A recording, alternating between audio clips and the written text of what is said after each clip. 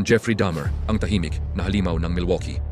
Sa mga tahimik na kalsada ng Milwaukee, sa likod ng mga pintong walang babala, namuhay ang isang halimaw na nagmistulang karaniwan lamang. Ang kanyang pangalan ay Jeffrey Dahmer. Sa paningin ng mga kapitbahay, siya ay tahimik, mailap at madaling makalimutan. Ngunit sa kasaysayan, siya ay naging isa sa pinakamapangilabot na tao ng ika-20 siglo. Ipinanganak noong 1960, lumaki si Dahmer sa isang pamilyang tila normal. Ngunit sa likod ng anyong iyon, unti-unting may nababasag sa kanyang isipan. Habang siya'y lalong nag-iisa, lalong lumalalim ang kanyang madilim na pag-uusisa, na kalaunan ay naging isang mapanganib na obsesyon. Sa kanyang kabataan, tuluyan na niyang nalampasan ang hangganang hindi na niya kailanman mababalikan.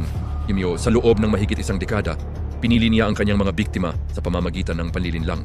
Nag-aalok ng pera o pakikipagkaibigan. At sa kabila ng paulit-ulit na babala, siya ay hindi napapansin.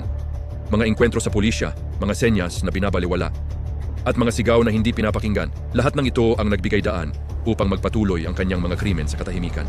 Natapos lamang ang bangungot noong 1991 nang makatakas ang isa sa kanyang mga biktima at iligtas ang sarili sa pamamagitan ng pagdala sa mga autoridad sa apartment ni Dahmer. Ang natuklasan nila roon ay gumimbal sa buong mundo at nagbunyag ng mga pagdurusang halos hindi kapani-paniwala. Inaresto si Dahmer at umamin sa kanyang mga nagawa ng may nakakakilabot na katahimikan.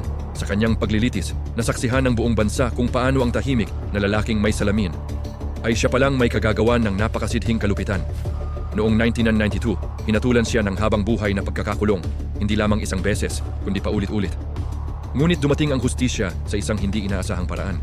Noong 1994, habang siya ay nakakulong, pinaslang si Jeffrey Dahmer ng kapwa niya preso, na siyang tuluyang nagwakas sa buhay ng lalaking nag-iwan ng bakas ng lagim sa kasaysayan. Hanggang ngayon, ang kanyang pangalan ay nagsisilbing isang madilim na paalala. Kung minsan, ang pinakamapanganib na mga halimaw ay hindi yaong mukhang nakakatakot, kundi yaong mukhang ganap na ordinaryo.